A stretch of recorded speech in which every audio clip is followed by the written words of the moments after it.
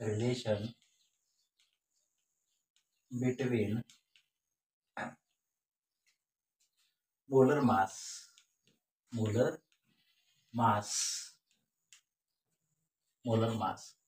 density of substance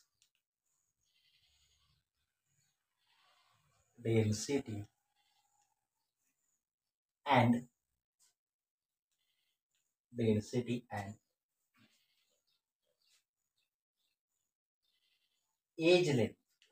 age length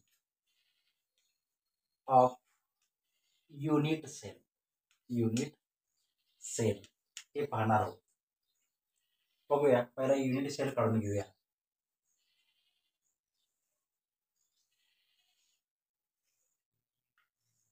हा unit sale झाला. हा युनिट सेल आपण या ठिकाणी काढला.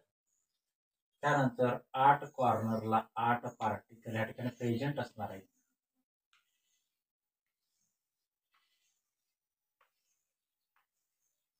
सेम पार्टिकल्स या ठिकाणी असणार आहे. क्यूब आपण काढला, सिंपल क्यूब असणार आहे.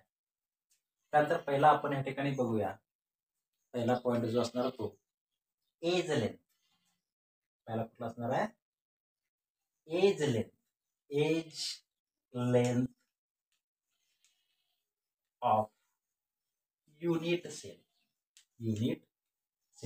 सेलचा एज लेंथ आपण काय म्हटला?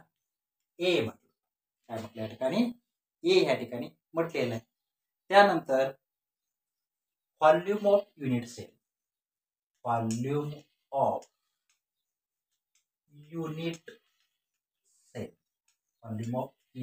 या ठिकाणी आपण या ठिकाणी घेऊया. त्यासाठी आपण या ठिकाणी काय घेतलं? ए क्यूब या ठिकाणी घेतलं. Volume of unit cell A into A म्हणजे या ठिकाणी काय असणार आहे? लांबी, रुंदी आणि उंची या ठिकाणी घेऊ शकतो. लक्षात ठेवा. पुढचा आहे next, mass of unit cell. Mass of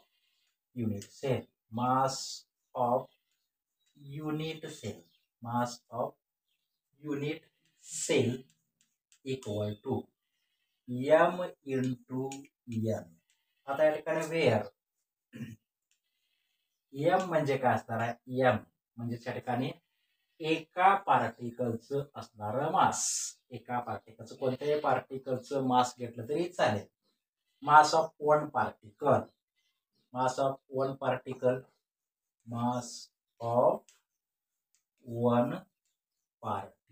किंवा वन स्पियर. त्यानंतर अँड n म्हणजे काय?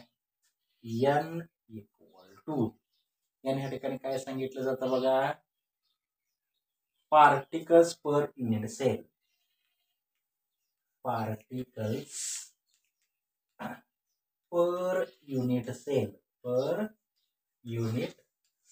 असं या ठिकाणी म्हटलं जातं. त्याचं या ठिकाणी इक्वेशन 1 झालं. आता आपल्याला बघायचं आहे डेन्सिटी ऑफ सबस्टन्स. काय असणार आहे? डेन्सिटी ऑफ सबस्टन्स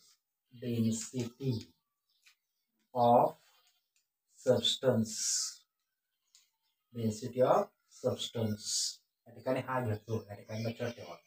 मग डेन्सिटी ऑफ सबस्टन्स आपण काय नोटेशन करतोय? या ठिकाणी रो नोटेशन करतोय. Rho is given bye.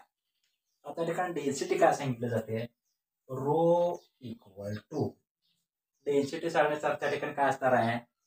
Mass of unit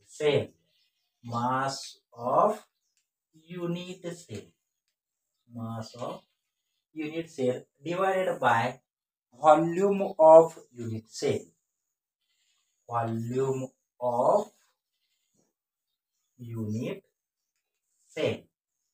बघा या ठिकाणी काय काय घेतलं जातं.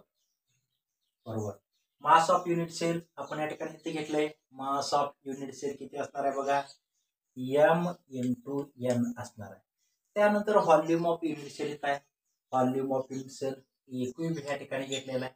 इक्वेशन नंबर किती झालं? 2 झालं. नेक्स्ट पुढचं आपल्याला या ठिकाणी बघायचं आहे. नेक्स्ट आता या ठिकाणी इथपर्यंत तरी आलाय आपण.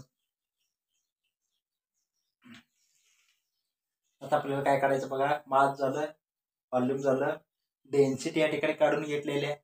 नेक्स्ट या ठिकाणी पुढे आपल्याला काढायचं आहे मोलर मास.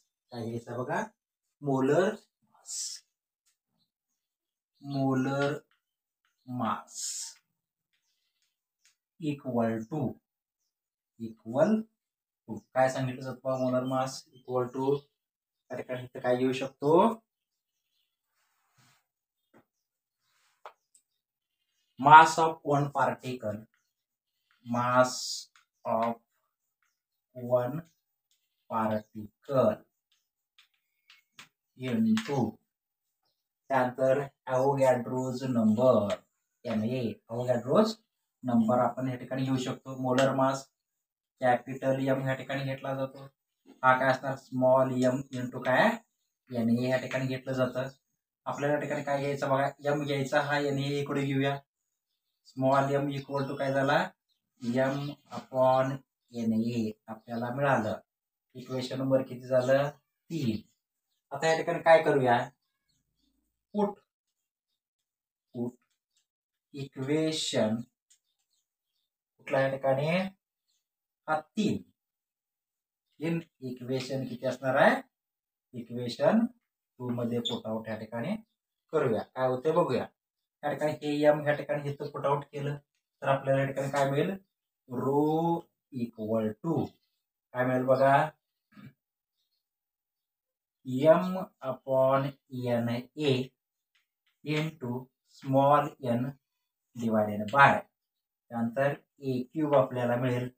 हा एन ए खाली आला, रो इक्वल टू या ठिकाणी काय सांगतोय, या ठिकाणी M N divided by A cube N A सांगितलं जातं. हा फॉर्म्युला कशाचा असणार, या ठिकाणी डेन्सिटीचा आपल्याला फॉर्म्युला ठिकाणी मिळालेला आहे.